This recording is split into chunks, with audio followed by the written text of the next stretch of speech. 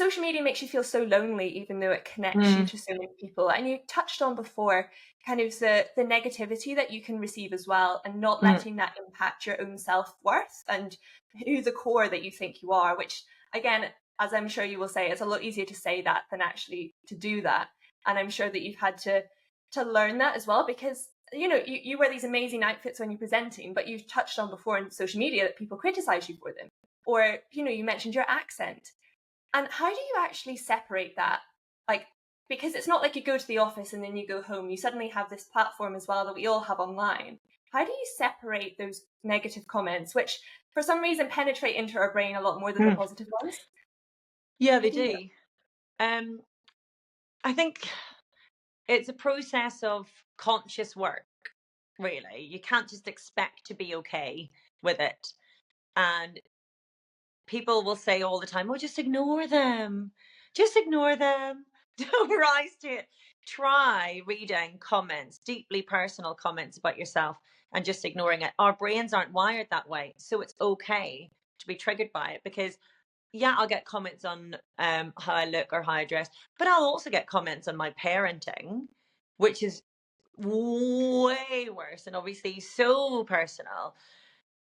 But for me, how I've learned to deal with it is the best way to stop caring so much about what other people think is learning to care more about what you think. And that sounds like a really simple statement. It's a very difficult thing to do.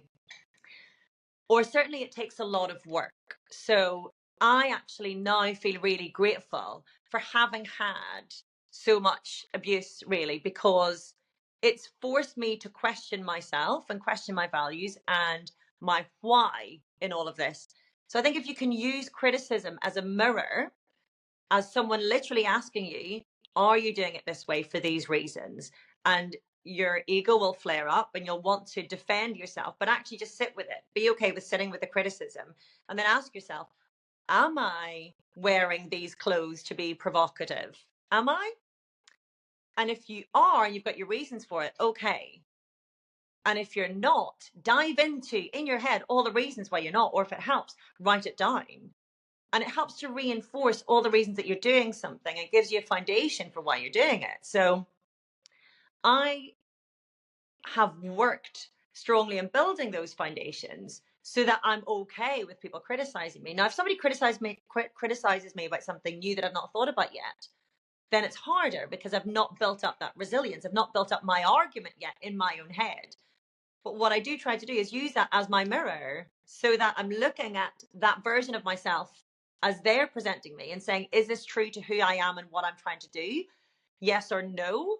And if it is true to what I'm trying to do and I don't like it, then it's up to me to change it. But if they're wrong, then I just dig into all the reasons why I do it. And that has the added advantage then of helping you find your inner core and what you stand for. And so there's one gentleman on social media who likes to pop up every now and again and use his own life experience whereby he was away from his kids a lot and really regrets it, and superimposes that onto my life. And I understand it. And he'll accuse me of acting on ego and all my kids want is for me to be there, and I shouldn't be going away from them to do my work. And that's fine. The first time it happened, I was really triggered.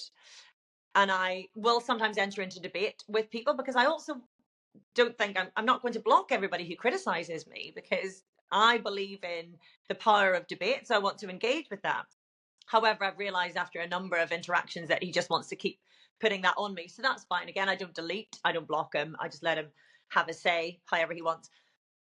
But it makes me then look at how I'm parenting and what works for us and what doesn't work. And I guess I have that advantage in a way of when I go away for work, I can go away for like 3-4 weeks at a time sometimes, but it forces me to look at how I'm living my life from afar.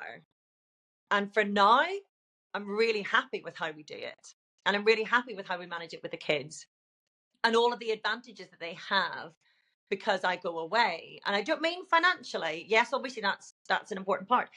But because I am not physically in the home all of the time, my mum and my mother-in-law come over to help all the time because they are angels on this earth.